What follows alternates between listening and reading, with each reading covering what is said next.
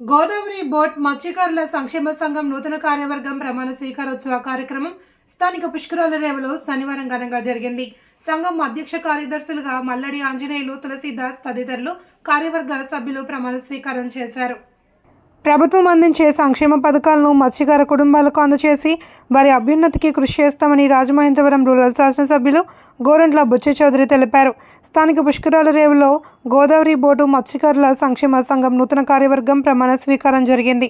సంఘం అధ్యక్షుడిగా మల్లది ఆంజనేయులు, కార్యదర్శిగా పాలెపు తులసీదాస్, ఉపాధ్యక్షులుగా పాలెపు తులసి, సంయుక్త కార్యదర్శిగా మల్లడి సుబ్బు, కోశాధికారిగా నాటి రామకృష్ణ, సభ్యులుగా బలసడి ధర్మారావు, ఆకుల ఎదులయ్య, పాలెపు శ్రీను, మల్లడి సూర్యరావు, పెమ్మడి పోసియ్య ప్రమాణ స్వీకారం చేశారు.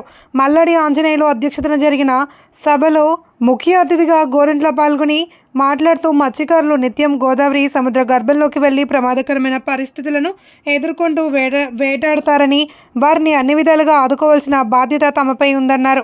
మాజీ deputy mayor Vasireddy Rambabu, TDP నగర అధ్యక్షుడు రెడ్డి మణి, బీజేపీ రాష్ట్ర కార్యవర్గ సభ్యులు అడబల రామకృష్ణరావు తదితరులు పాల్గొన్నారు. మత్స్యకారుల సంక్షేమే లక్ష్యంగా తెలుగుదేశం ప్రభుత్వం, ఎన్డీఏ ప్రభుత్వం నడుస్తూ ఉన్నాయి. భారతదేశంలోనే అత్యంత ప్రాధాన్యత కలిగిన రంగం కలిగిన రాష్ట్రం ఆంధ్రప్రదేశ్.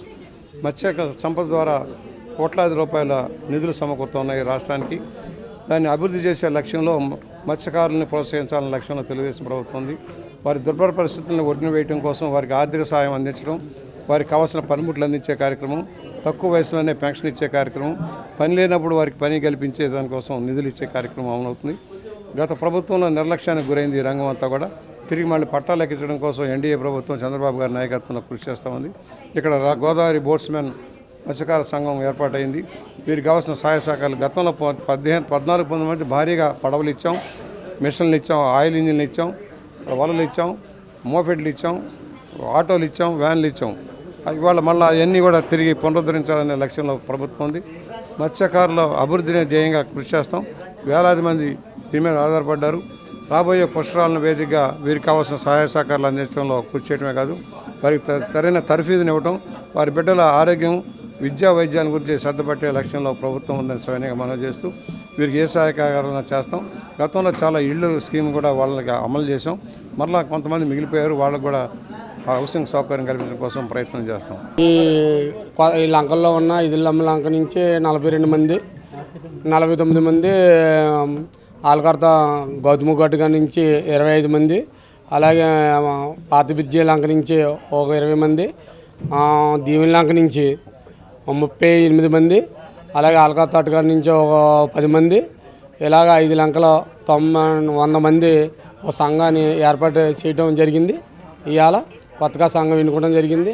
అలాగే మా నాన్నగారు 9 సంవత్సరాల నుంచి ఈ లంకల్లో ఉన్న వాళ్ళందరికీ ఇప్పుడు దాకా 9 సంవత్సరాల నుంచి ప్రెసిడెంట్గా చేయటం జరిగింది. మళ్ళీ ఈ 100 మంది మా దుక్కునే కార్యక్రమానికి అందరూ దుక్కుని కూర్చుండి మళ్ళీ అతన్నే ప్రెసిడెంట్గా ఎక్కిస్తాం జరిగింది. ప్రెసిడెంట్గా ఎక్కిస్తాం. అతనితో సాయం ఒక అతన్ని జాయింట్ సెక్రటరీ తులసీదాస్ని సెక్రటరీగా ఎక్కిస్తా వచ్చింది, ఎన్నుకోవడం జరిగింది. అలాగే జాయింట్ సెక్రటరీగా మల్లాడి సుబ్రహ్మణ్యని, వైస్ ప్రెసిడెంట్గా నన్ను ఎంచుకోవడం జరిగింది. ఈ కార్యక్రమానికి వచ్చిన లంకల మీద ఉన్న ప్రజలందరూ కూడా మమ్మల్ని 11 మందిని నెంబర్లో